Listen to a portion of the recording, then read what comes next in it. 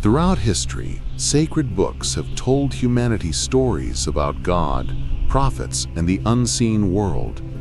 But what if the Quran, one of the world's most influential scriptures, intentionally leaves out entire biblical stories? What if behind those silences lies a deeper mystery?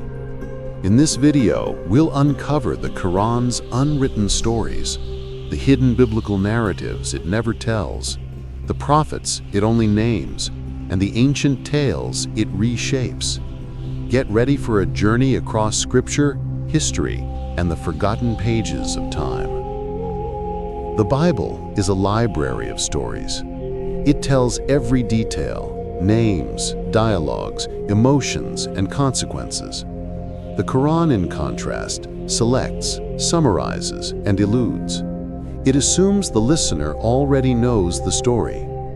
For example, while the Bible tells us of Adam's life after Eden, the Quran focuses on the moment of disobedience and the lesson behind it. This difference is not accidental. It's a purpose of revelation. The Quran claims to be a reminder, not a full biography. But this approach leaves behind many unanswered questions. What happened to Cain after killing Abel? Where is Noah buried? What became of Joseph's brothers after Egypt's famine? These details, vivid in the Bible, are missing in the Quranic narrative, and that silence creates mystery. Cain and Abel. In the Bible, Cain's punishment is clear. He becomes a wandering fugitive marked by God.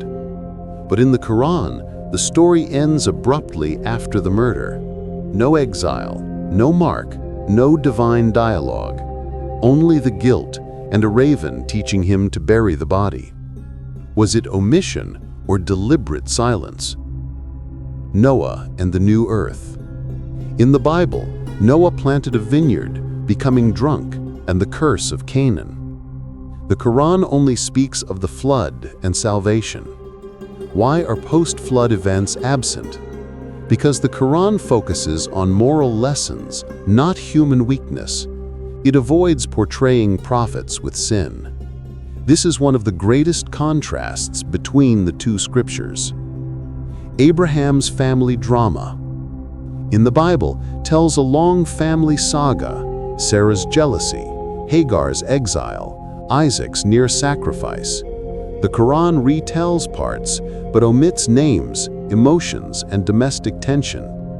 Instead, it highlights faith and submission. The result? A clean narrative, symbolic, not emotional. Joseph's brothers and redemption. In Genesis, Joseph forgives his brothers and lives in Egypt until death. The Quran ends with forgiveness, but skips the final years. No mention of his death or the Hebrews multiplying in Egypt. Why? Because the Quranic version ends with spiritual closure, not historical detail. The Quran mentions 25 prophets by name, but many are never given stories. Take Idris, identified with Enoch. The Quran says he was truthful, a prophet, and raised to a high station. But how? When? Why? Silence. Or Dul-Kifl, possibly Ezekiel, no story at all. Even Elisha, Aaron, and Ishmael appear in brief lines without context. Compare that with the Bible's pages-long accounts. Why does the Quran only mention their names? Scholars say to acknowledge their prophethood but not retell what is already known. Others say it's to test curiosity, to make the reader seek knowledge elsewhere. The Quran often mentions other revelations: the scrolls of Abraham, the Book of Moses, the Torah, Zabur, and Injil. But none of these texts exist today in their original form, which means the Quran references stories that are now missing. For example, Surah Al-Alaq mentions the pages of Abraham and Moses, but no one knows what was written there.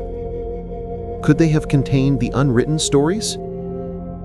Ancient rabbis and church fathers wrote legends that may echo them, like the Book of Jasher or Book of Enoch, non-canonical, but filled with detail.